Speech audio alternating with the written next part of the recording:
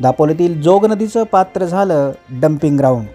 नदी स्वच्छता अभियानाला दापोलीमध्ये मिळाली तिलांजली। सविस्तर वृत्त। दापोली शहरातून जोग नदी पावसाळ्यामध्ये अत्यंत दिमाखात वाहताना दिसते। मात्र ऑक्टोबर नंतर पावसाळा संपल्यावर पाणी हळूहळू कमी होतं आणि मार्च, एप्रिल, मे या 3 महिन्यामध्ये हे नदीचं पात्र जणू काही कचराकुंडी किंवा डम्पिंग ग्राउंड असल्याचं दृश्य हे निदर्शनास येतं। दापोली नगरपंचायतीच्या हाकेच्या अंतरावर असलेली ही जोग नदी अत्यंत गलिच्छ आणि गलित गात्र झालेली आपल्याला पाहत आहोत आपण। आसराचा पूल येथील ही दृश्य आहेत। ही नदी या ठिकाणून बाजारपेठ मार्गे मारुती मंदिराला लागून पुढे ही समुद्राला मिळते। मात्र या ठिकाणी सांडपाणी आणि कचरा यामुळे ही नदीचं पात्र जे आहे ते अत्यंत गलिच्छ झालं आहे।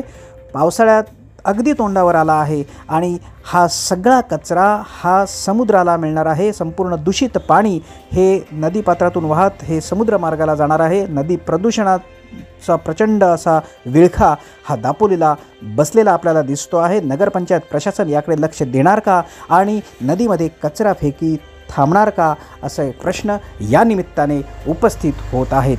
दापोलीतील जोग नदी झाली गलित गात्र। विशेष प्रतिनिधी आणि सलीम रखांगेसह निवेदिता, फास्ट न्यूज, दापोली।